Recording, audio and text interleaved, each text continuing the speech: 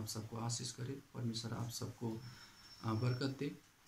आज सुंदर सुबह हम परमेश्वर की उपस्थिति में आते हैं और हम परमेश्वर के वचन से आज उसकी गहराई को हम समझने का कोशिश करेंगे। परमेश्वर का वचन अटल है और ये हमें जीने का तरीका सिखाता है।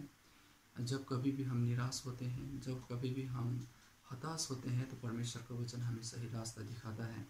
बहुत बार हम सोचते हैं कि मैं योग्य नहीं हूँ, मैं काबिल नहीं हूँ। बहुत बार हम ये सोचते हैं कि मैं सुंदर नहीं हूँ, मैं दूसरों की तरह अच्छा नहीं दिखता, मेरा रंग सांवला है, मुझे गोरा होना चाहिए था। कोई कहता है कि मुझे थोड़ा पतला होना चाहिए था, कोई कहता है मुझे मोटा होना चाहिए था। लेकिन परमेश्वर का वचन हमसे क्या कहता है, इसके विषय में हम थोड़ा सा जानने का कोशिश करेंगे। हम आज पहला सामुएल 16 अध्याय का 7 आयत से हम देखेंगे। पहला सामुएल 16 अध्याय और 7 आयत। यहाँ पर हम पाते हैं कि परमेश्वर सामुएल से कहता है, परंतु यहोवा ने सामुएल से कहा, न तो उसके रूप पर दृष्टि कर, न उसके कद की ऊंचाई पर, क्योंकि मैंने उसे अयोग्य जाना। क्योंकि यहोवा का देखना मनुष्य का सा नहीं है।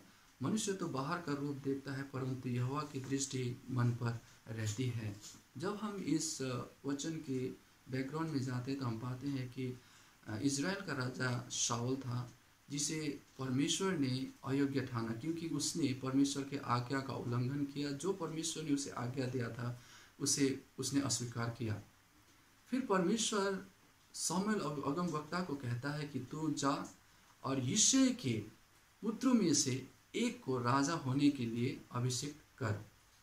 यिशै के घर सामुएल जाता है और यिशै जो है वो अपने सारे बेटों को सामुएल के पास लेके आता है।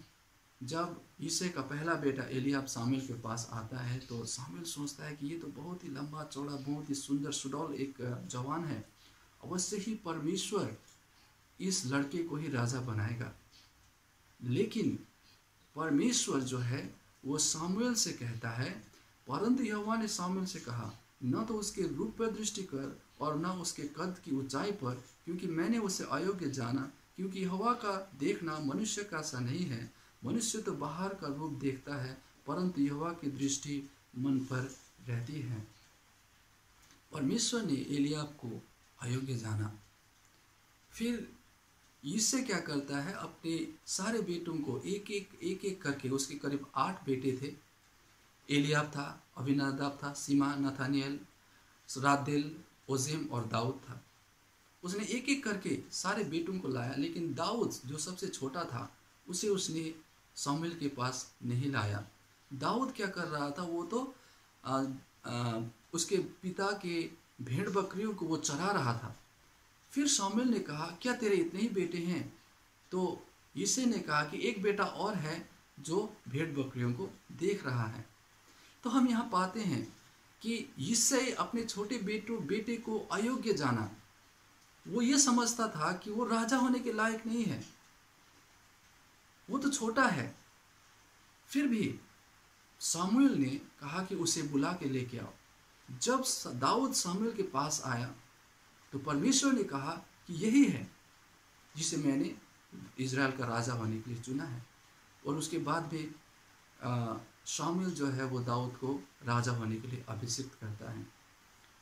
जिसको उसके अपने ही पिता ने अयोग्य जाना, उसे परमेश्वर ने योग्य जाना। प्रिय विश्वासियों, हो सकता है कि लोग आपको अयोग्य जाने, हो सकता है कि आज इस वक्त लोग आपको कहे कि तू कुछ नहीं कर सकता है, हो सकता है कि लोग आपसे कहे कि तू अच्छा नहीं दिखता है, तो इसके योग्य नहीं है, तो इसके लायक नहीं है। लेकिन ये बात कोई मायने नहीं रखता है।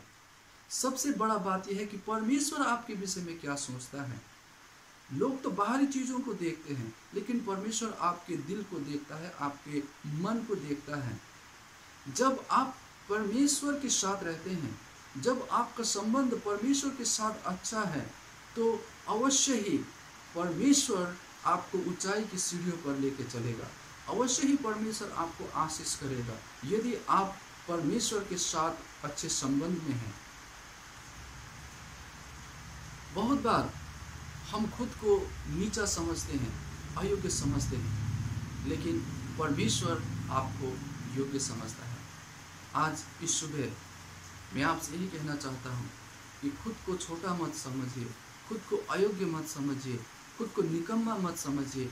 परमेश्वर आपको ऊंचाई पर लेके जाना चाहता है। व्यवस्था विवरण 28 पद में कहता है कि मैं तुझे पूछ नहीं लेकिन मैं तुझे सिर बनाऊंगा या ठहराऊंगा। परमेश्वर आपको हमेशा नीचे नहीं, परमेश्वर आपको ऊंचा उठाना चाहता है। आज हम मसीही, बहुत बार हम लोग खुद को छोटा समझते हैं, लेकिन जिस परमेश्वर पर हम भरोसा रखते हैं, जिस परमेश्वर पर हम विश्वास रखते हैं, वो छोटा नहीं है। वो इस योग्य है, वो इस काबिल है, वो सर्वशक्तिमान है कि वो आपको ऊंचाई पर ले जा सके, वो आपको हर सफलता की सीढ़ी पर चढ़ा सके। हे प्रिय विश्वासियों, हो सकता है कि आज इस समय जब आप इस वचन को सुन रहे हैं, आपके दिल में ये एहसास हो कि मैं कुछ नहीं कर सकता, मैं विफल हूँ। हो सकता है कि आप निराश हो सकता है कि आप अपने बिजनेस में, अपने पढ़ाई में, हो सकता है आप नौकरी ढूंढ रहे हैं और आप निराश हो।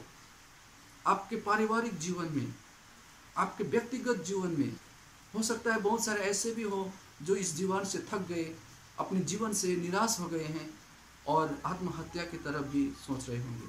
लेकिन प्रिय विश्वासियों, परमेश्वर आपसे कहता है कि लोग क्या सोचते हैं, लोग क्या देखते हैं, दुनिया क्या देखता है, ये बड़ी बात नहीं है। परमेश्वर आपके दिलों को देखता है।